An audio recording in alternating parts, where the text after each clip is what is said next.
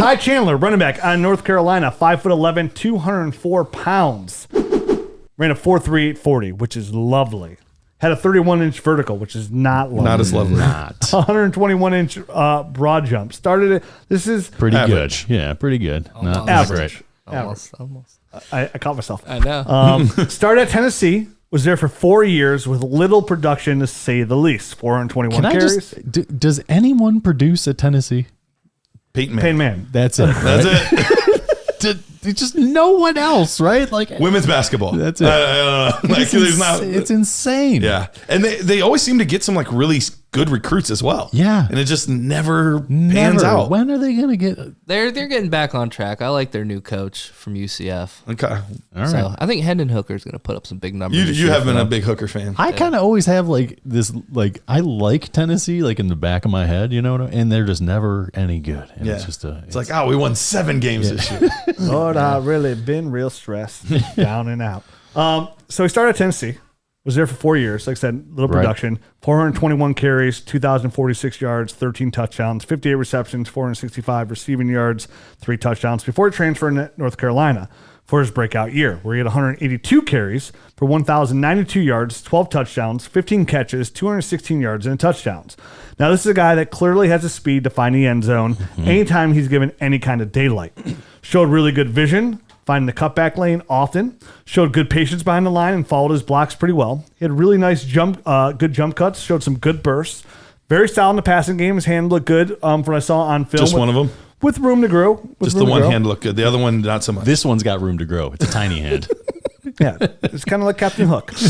Returned some kicks. Shows which shows why he's so good in the open field. Yep. Didn't fumble at all. I couldn't find any fumbles. I know there's only, I read a stat where there's only one player in the stat that had 0 fumbles, and it isn't him. But I couldn't find any fumbles on a stat line, so it's kind of weird. That was Tyler Beatty. Beatty didn't have any. No, there's somebody else on this list that we're going to talk about that didn't have any fumbles. Maybe I'm just wrong. Okay. Maybe you're just wrong. So the one thing, some of the things I didn't like about Ty Chandler was his power, right? He Doesn't have any, He didn't yeah. have any power at all. Not very powerful. Not going to be considered a physical player. Not going to be somebody you want to move the chains there. In the open field, I thought his elusiveness was average, but at the same time, like he had a speed that he didn't really have to be because he was moving. He gets to top gear quick. Yeah, he has very good burst and speed. That was kind of, I mean, that's his element. You know what I mean? That's how he wins. That's how he's gonna make his biggest impact anyway. And at 204 pounds, you'll want him to use that. Right? My number one con is he's going to turn 24 here in a month. I was gonna say, why He's an older running back. You know who else why is do they all gotta 24? be old? Yeah, Ronald Jones is 24 right now. Yeah, he Wow. turns 24 in a month. So when his first contract's up, he'll be 28. Yep. So he's literally like a one contract runner here, but he's got some good dynasty upside. And I'm gonna monitor where he lands. As in the right spot, he could be a running back too. He has that kind of potential. Most likely a career backup that will help when your starter goes down. That kind of running back, but he does offer as a number 2 running back upside in my eyes. Like he has the speed. He has the ability to get upfield. He has the jump cuts there to get behind the line of scrimmage. So I think there's upside there for a guy like Tyler Chandler. Again, at 24 years old, though, it kind of moves him down my rankings just a little bit. Ty Chandler. Just Ty. Ty Chandler. No Sorry. lure. What did he okay. say, Tyler? Tyler Chandler. Yeah. Yeah, sorry. Tyson Chandler, Man, it could be a former Bulls center. number of things. That's what it was. Yeah, you're right. What do you think, Garrett? I'm actually a pretty big fan of Ty Chandler. There were a few running backs that were kind of You just like that powder blue, don't you? I do. Yeah. I do. Sorry, Like go ahead. UNC, baby. Michael Jordan. All right. But he was one that I liked his tape. And I actually even liked him back at Tennessee. I was one of the guys that I tended to have on a lot of my Devy squads and stuff like that. It was interesting. So his recruiting class coming out of high school was a really good class, like a really good class. He was ranked 5th. He was a 5-star recruit, 5th guy in the class. The 1, 2, and 4 players at the running back position, Najee Harris, Cam Akers, DeAndre Swift. So he was the 5th guy. Now, Stephen Carr never panned out. He was the 3rd one in there. But then there were a lot of really good ones behind him, too. Eno Benjamin, who's now on an NFL roster. Brian Robinson, who we're about to talk about in a little bit here. Trey Sermon, who got drafted last year. Kylan Hill. And then even Travis Etienne. So this was like a very, very good running back class.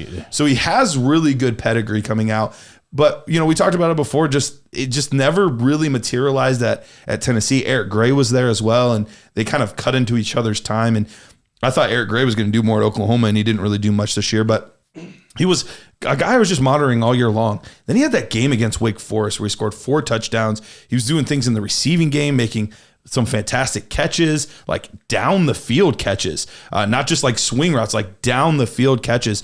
And it really it intrigued me. But you're right. The one thing that I wasn't sure about was how powerful he is. But then I started to see him break some more tackles. And then we get to the Shrine Bowl. And he just looked like an absolute monster. All the reports were in practice that he played really well. You watch the Shrine Bowl game, and he's just breaking tackles left and right, long runs. Like interesting, because I didn't see that. I mean, I saw a guy that was trying to beat a guy to a spot. You know what I mean? Like right. And that is what he did a lot of spot. I'm gonna beat you over there. You're not gonna get there. Right. It's almost like someone got in his ear. He got more training. He got better. I don't know what made UNC. I mean, maybe the coaches like that physical style, and so he got better with it as the season went on. I don't know, but I started to see that more in the later games than the early games. I'll have to take a look again. And the Shrine Bowl specifically was where it really was like. I remember Jared and I talking because we were nerdy watching the Shrine Bowl on a random Thursday night, and I was like, dude, is Ty Chandler really this good? Like, I've always liked him, but he looks fantastic tonight. And all the reports that were that week as well, that he was really good. So he is absolutely, I have like 3 guys that after like the beginning of the 3rd round, those are the running backs that I'm going to be taking. He's one of those 3 for me. Yeah, I have him in the upper tier too. Like, he's on the top of the list of that 4th tier. Like, he's in that tier, those guys, and let's see where they land, how that shakes out, like where it's going to shake out, because he offers that dynasty upside. He's in my 3rd tier also. He's one of the 4 or 5 guys that's in that 3rd tier. Is he? Yeah, we all have him there. Yeah. I have him right, like literally decimal points behind Dameon Pierce and decimal points ahead of Rashad White. My biggest question was the physicality. So I'm my biggest very question, actually Yeah, interested. go watch the Shrine Bowl and see what you think, because he showed a lot more there than he did. Do they have that? Do they have that online? Because I know we don't have it in the film room. They've got to have it somewhere. If not, I know they have it on YouTube TV. We'll be able to get it for you. If not, yeah, I have Ty Chandler, Tyler Beatty, Dameon Pierce, Zamir White, and Rashad White. That's my group of guys that I want. Yeah. Like in Dynasty rookie drafts. Like, so after those top 3 guys, those 5 guys are guys that I think offer that Dynasty upside where I'm willing to gamble on up at maybe in the back end of the 2nd round. Sure. In the right situation, how some of these receivers go. So, even ahead of guys like Brian Robinson, Pierre Strong, James Cook, James Ford, Zaquandre White, like those kind of guys, Kevin Harrison, who you guys like a lot. Mm-hmm. Those are the guys I want, and Ty Chandler falls into that tier with potential, again, the right spot to be my 4th overall running back in this rookie class. A weak class, but still my 4th overall running back. Sure. Nonetheless. Jared, anything you want to chime in here on Ty Chandler that we might have missed? Obviously, you watched the Shrine Bowl as well. How did you come away? Because Matt and I, our question was his physicalness. Yeah, his physicality rating's pretty average for me. I think I graded him like a 5 and a 5.5, Garrett. So that's like acceptable, what we call in our grading system. So I don't think it's like anything that I'm worried about, because I think he is able to take contact, and I do see him breaking tackles and maintaining his balance every now and then, but it's not like that's what he's using to win. Correct. I think he uses his speed and his elusiveness more so to win, and that's how he should try to win. I think he would fit really well in like a zone scheme like the 49ers. I think that would be an absolute home run hit if he's able to back up Elijah Mitchell, and I'd be confident in playing him if Mitchell were to ever miss time, and we have seen Mitchell miss time.